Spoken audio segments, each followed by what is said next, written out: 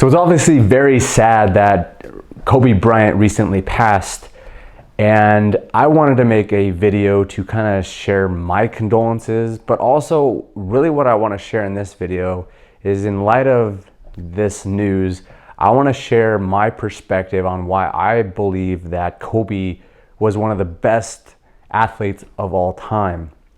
And I want to share a story with you that's going to illustrate that. And I think we could just take some lessons from this. So I want to share that story with you about Kobe and why he really was one of the best athletes of all time. And then I'm going to also share with you something that might actually help you in your endeavors online, or your endeavors just becoming a better human being and becoming more successful in whatever endeavor that you are looking to pursue. Okay, so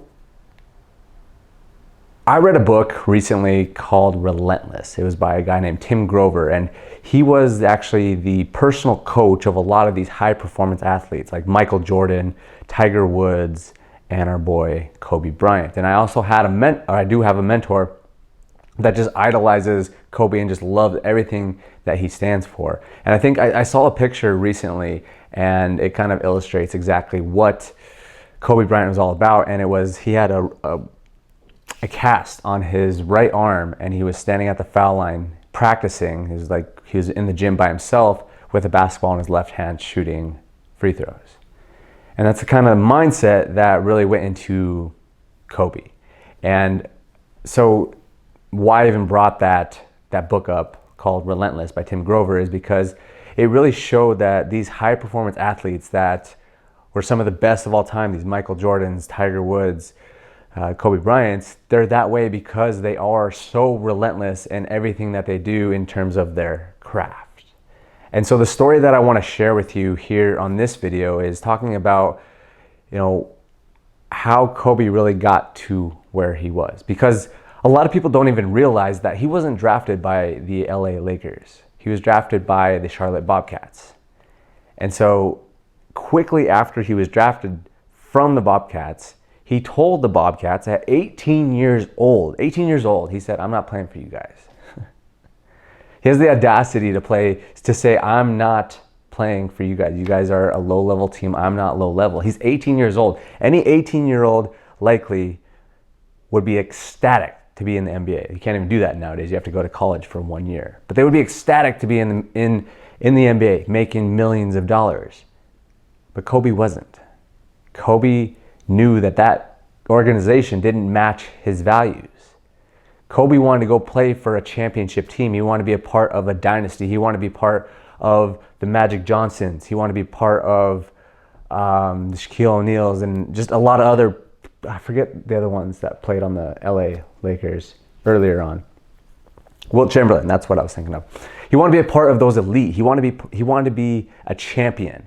And that was his values. Even though he was probably ecstatic to get into the NBA, he said, "I'm not playing for someone that doesn't have the same values as me." That organization, the Bobcats, did not have the same values. They didn't want to be the champions.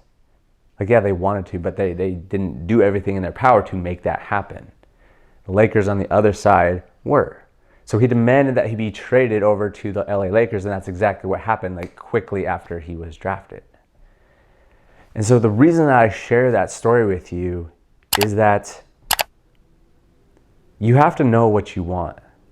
Whatever it is, like if you're doing an online business, as we talk about all the time here on this channel, is that you have to know what you want. Do you want to, create a fitness business? Do you want to make $10,000 a month? Like a lot of different aspects and different goals, but what do you really want? Because if you don't know what you want, it's really hard to get there. And I think a perfect metaphor for this, and what it kind of really was drawn for me, is we were driving to California this past weekend. We went to a marketing conference, as you guys saw on my last video. And we just plugged in the destination on my phone, my GPS, right? And then from Arizona, we knew exactly where we were going. We knew exactly what time we were going to get there. And if I did not plug that in, yes, we probably would have gotten to California. We probably would have got to the general area of Anaheim. Maybe, you never know. We could have possibly done it. We could have called some people. We could have asked for directions. But instead, We plugged in the exact address that we wanted to go to. And because of that, our phone told us exactly when we were going to get there. So we knew exactly where we were going. We knew exactly how long it was going to take. And that's what you have to do with your goals. Because if you don't know exactly where you're going and exactly how long you want it to take, you're never going to get there. Yes, you can make some phone calls, you can talk to some people, and that might help you. But if you want to get to exactly where you want to go, you have to plug it in. You have to plug it in. You have to say, this is exactly where I want to go. I want to get to $10,000 a month in the next 90 days. I want to become the best fitness coach in the game in the next 2 years. What's your goal? What do you want? And you have to line up those values with your actions. Because Kobe could say that stuff. He could say, I want to play for an organization that is all about winning and winning championships. But if he got drafted by the Bobcats and just said, oh, well, it's good enough. I'm making millions of dollars. I'm in the NBA. It's good enough. But no, he didn't do that. He said, I want to be a champion, and I'm going to do whatever it takes to be a champion. My actions are going to align. They're going to be in congruence with what my values are. So that's what you really need to do. You need to decide what you want. You need to figure it out. Maybe you don't know exactly what you want, but you need to take some time to figure out what you do want. And I'm telling you that whatever you set your mind to, it can happen, okay? I'm not saying that it'll happen over a week or a month or anything like that, but it'll eventually happen if you keep on staying congruent with your actions and aligning everything up with your values. So I think that's one of the biggest lessons that we can learn from Kobe. He was relentless. He did whatever it took. His actions stayed in congruence with what he really wanted to do. And because of that, he was one of the best players of all NBA, of course, but I would say even all of sports history. In addition to that, he was just absolutely relentless. He worked harder than anybody you could ever imagine. That story that thing I was sharing about, excuse me, the thing I was sharing about him practicing with left-handed with a broken arm, like that just depicts Kobe overall. It says he just works and works and works and works and works, and that's the way you got to be as well. Okay, anything that you do, anything that you're going to do, anything that you want to achieve out there, it's going to take work. It's going to take persistence. It's going to take dedication. And until you do that, then you're not really going to have the results that you truly want.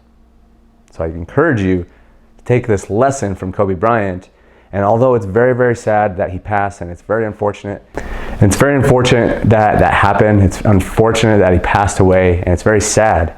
But I always like to take lessons from people that were amazing at what they did.